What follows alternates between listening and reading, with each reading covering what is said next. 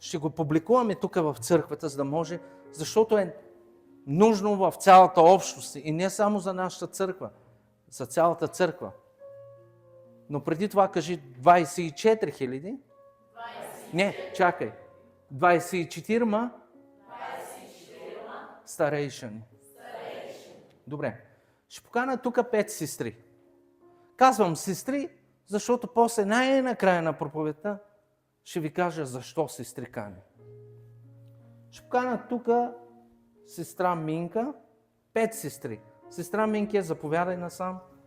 Айде, сестра Николинка, сестра Бахар, ела насам.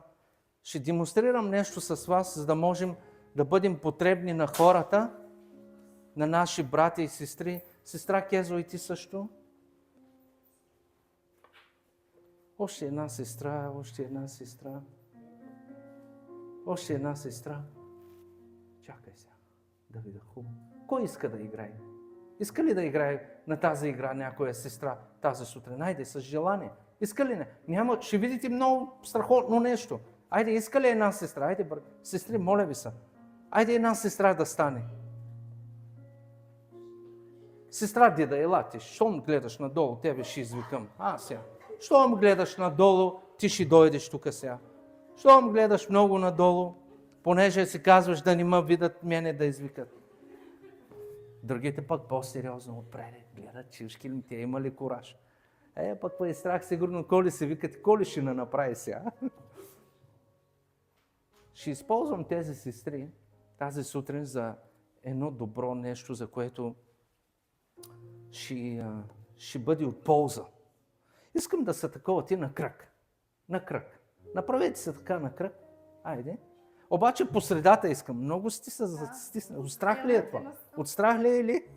Добре. Осман, ела ми помогни малко. Раздай ми по 2 чашки. Тя с малките. Добре? Алелуя. Раздай ми по 2 чашки.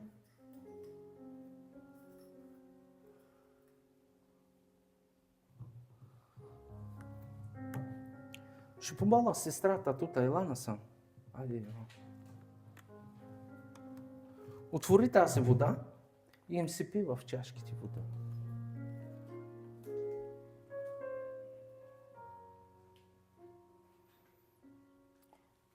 Бог днеска ще направи нещо. Сипи им догоре, догоре. Догоре да се излива чак. Когато се излива, спирай.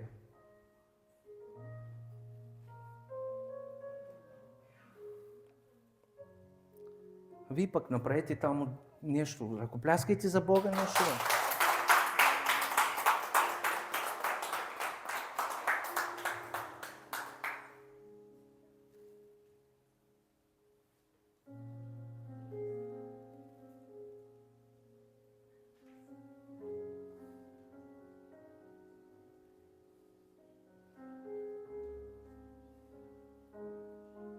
Така.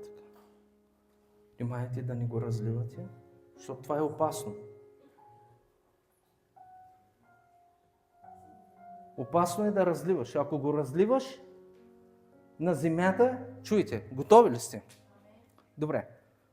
Може да заемеш мястото си, сестра Елена? Добре. Ако разливаш това нещо, ако разливаш водата на земята, ще отровиш всичките с водата. Сега, трябва да внимавате, говоря опасни неща. Не е опасно, спокойно, говорим неща реални, които са днеска добри неща. Сега, искам да се въртите на кръг. Въртете се на кръг. Ако се борите, отравяте човека, който е до вас.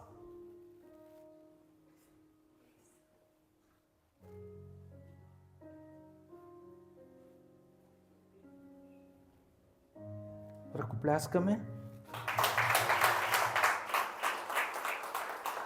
Стоп! Стоп! Стоп! Сега.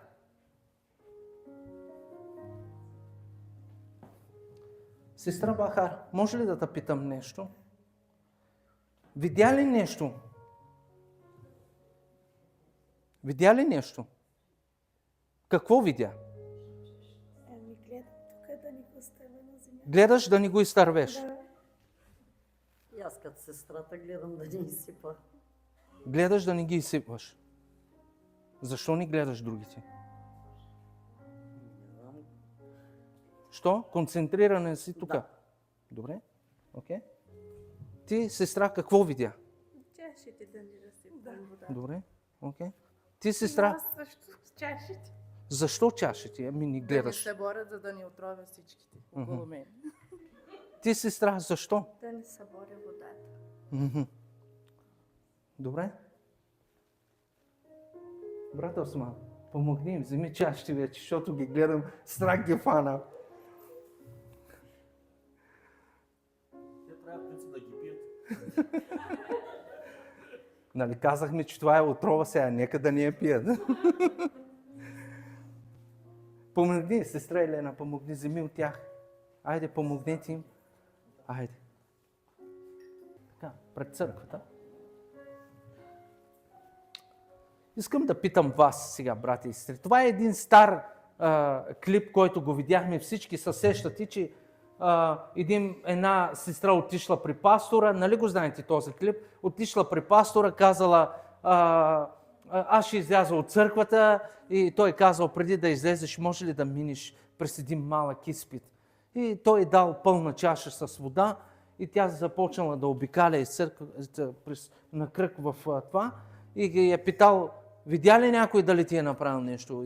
И тя казала, не. Ами защо? Защото гледах да ни изсипя това, да ни събора. Не знам дали разбрахте нещо. Ами ако сте разбрали, дайте слава. Сега, разбирате ли какво демонстрирах с моите сестри? Демонстрирах нещо, което трябва да го приложим в живота си. Ако всеки един от нас, и говоря днеска, защото братята малко са, да ги съжалим, да не ги бим днеска, сестрите са повече, братята са по-малко, нека ги оставим този път да минат, сестрите са повече. И говоря за сестрите, когато са концентрирани в Бога и в служението, ти няма да виждаш неща, които... Съгласни ли сте с мен? Вие тук съгласни ли сте? Тогава бъдете отговорни на вас, тъй като вас изкарах, давах примера, бъдете отговорни в служението. И не виждайте кой какво прави с вас. Виждайте Бог колко ви обича. И знаете ли, вчера бях в дома на брата Ристо и сестра Бахар. Може ли да спреш лайфа, защото ще говорим такива думи, за които не искам да чуват другите хора. Не сме за лайф днеска. Добре? Браво! Това за нас само ще бъде. Ще си направим едно видео за нашата църква. Отидах там и сестрата ми се оплакваше. Вика, това било. И аз си викам така, сестра, успокой се. Викам, не търси хората, които те мразят. Не търси хората, които говорят против тебе. Търси хората, които те обичат. Да не ги изтървеш. Вижте, брата и сестри, ние сме тръгнали, може да седнете.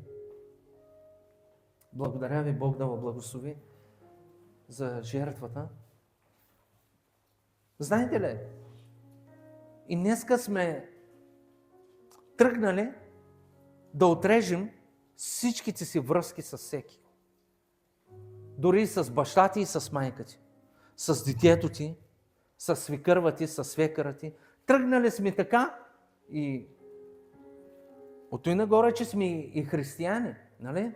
Вярващи хора, хора на Бога, деца на Бога, духовни хора. А знаете ли кои са най-мъдрите хора?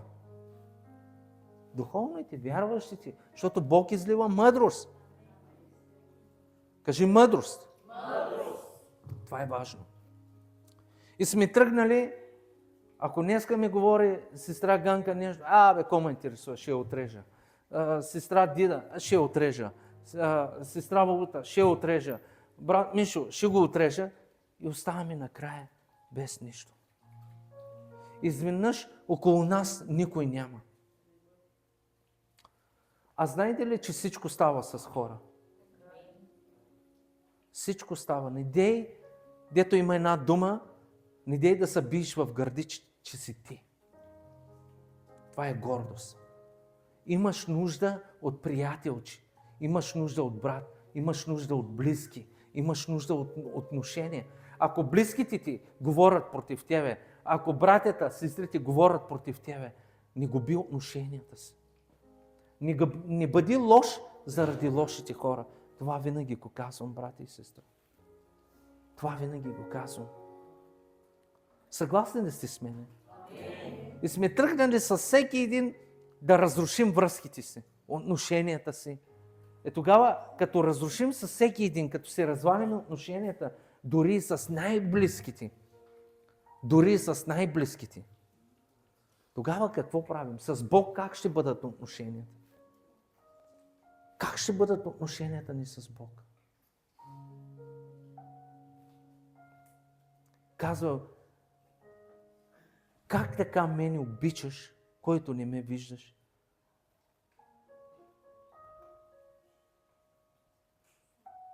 А пък човека, който и до тебе всеки ден, споделяш с него.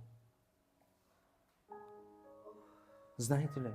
Знам, че е тъжно. Сега може би някой си казвате, имам любов. Лъжим Бога. Лъжим Бог. Лъжим Бог. А пък лъжците няма да влязат в небесното царство.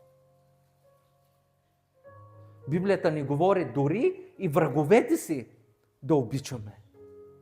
Дори и враговете си. И днеска дори не можем да обичам хората, които са с нас. Дори не можем да обичаме. Знаеш ли кога ще обичаш? Когато си концентриран върху себе си. Концентрирай се върху себе си и така няма да видиш кой какво. Цял ден съм в къщи, чита Библията и никой не знам какво говори. Ако дойде някой клюкар да ми каже какво говорят за мене, тогава ще знам. Обаче аз съм концентриран със Словото. Моля ви се, брати и сестри, първата крачка, първата хватка на дявола, знаете ли коя е? Служи го това на той, за да може да се видя с братята.